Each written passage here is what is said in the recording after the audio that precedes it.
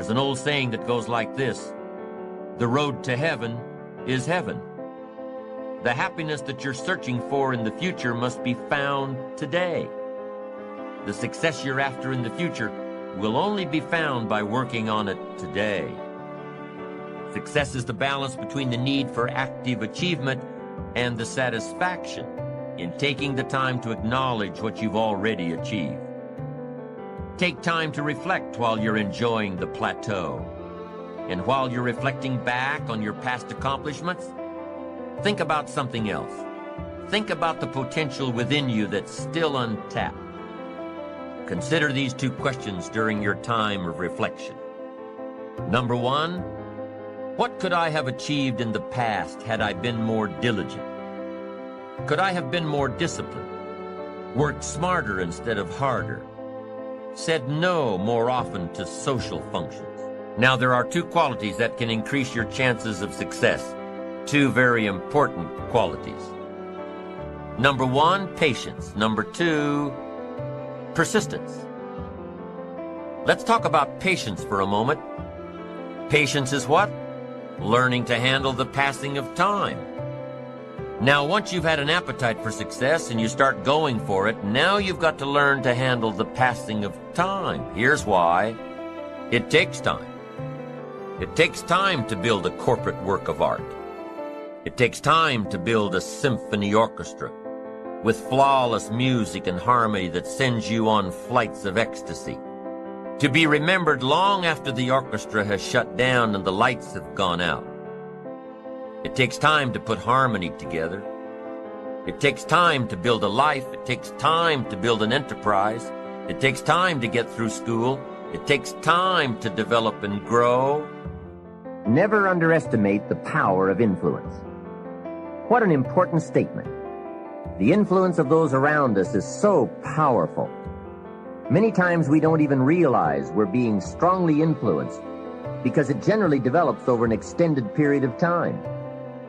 Peer pressure is an especially powerful form of influence because it is so subtle. If you're around people who spend all they make, chances are excellent that you'll spend all you make. If you are around people who go to more ball games than concerts, chances are excellent that you'll do the same. If you're around people who don't read many books, chances are excellent you won't read many books. People around us can keep nudging us off course a little at a time until finally, 10 years from now, we find ourselves asking, how did I get here? Those subtle influences need to be studied carefully if we really want our lives to turn out the way we've planned. To community commitments. What could I have achieved in the past had I tried a little differently? Only you can answer this question. It's very personal. While you're reflecting and enjoying your plateau, all I'm asking is that you dig a little deeper and see if you can't be a bit more effective next time. Work a little smarter instead of a little harder. So that's question number one. What could I have achieved in the past if I tried a little more diligently? Now here's number two. How can I achieve more in the future? Well, if you take some quality time to thoughtfully answer question number one, you'll probably have a clue as to what's needed in the future. Do you need to work more diligently? Do you need to be more disciplined? Do you need to work smarter instead of harder? Do you need to say no more often? Do you need to manage your time better? That's one of the keys to reflection. You can put down on paper what worked for you in the past and figure out ways to translate this information into the future. You can design your better future if you can learn from your past. You can face your future with more excitement, more anticipation, when you design a future worth getting excited about. You can see your future and have it pull you, but don't forget to appreciate yourself for what you have done so far, for what you have done today. Know that your appreciation of yourself and your achievements will continue to fuel the fire of ambition. So give your enterprise time, give your business time. If you're in management, give your people time. If you're a parent, give your kids time. Don't be too short, too quick. Give them time. Now, not forever, but time. It takes time. Here's the ultimate challenge. You've got to have patience with yourself. It takes time to make changes in habit and discipline. It takes time to correct old errors in judgment and to finally give up old blame and pick up new responsibility. I'm telling you, it took me some time. I used to blame the government, blame taxes, and blame the company, and blame the marketplace. It took me a long time to give that up.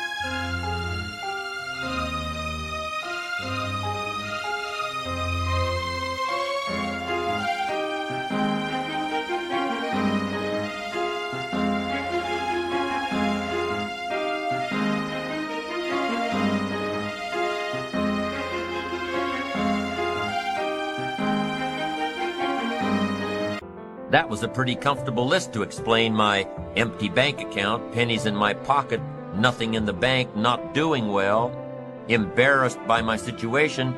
It took time to give that up and only blame myself. Now, on this major point, let me give you 3 key questions to ask. This may help you to make a better analysis of your current associations. Here is the first question.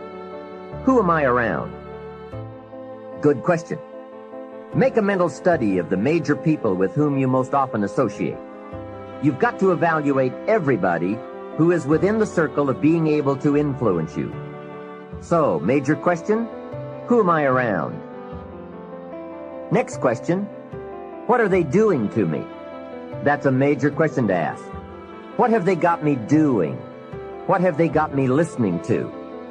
What have they got me reading? Where have they got me going? What have they got me thinking? How have they got me talking? And how have they got me feeling? What have they got me saying? You've just got to make a serious study of how others are influencing you, both negatively and positively. Self-appreciation is an integral part of success. You must develop a strong appreciation for your own style, your own methods, your own process. Take a self-appreciation inventory. Ask yourself a few questions. Start with number 1. What have I achieved in the last 4 days, the last 2 weeks, the last 6 months, the last year, the last 10 years? What have I achieved during these time periods? Write it down. Take a self-appreciation inventory of all you've done and all you've accomplished and all you've become.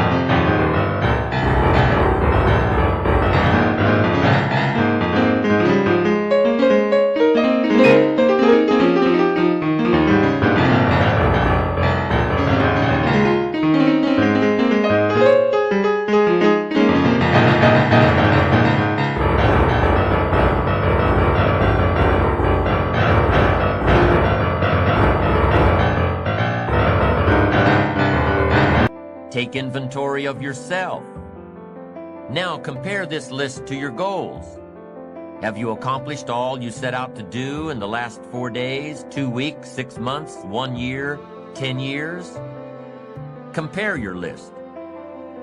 The whole key is to make yourself valuable.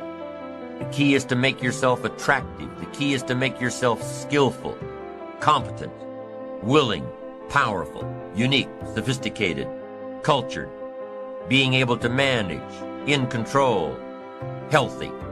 The whole key really to the future is personal development.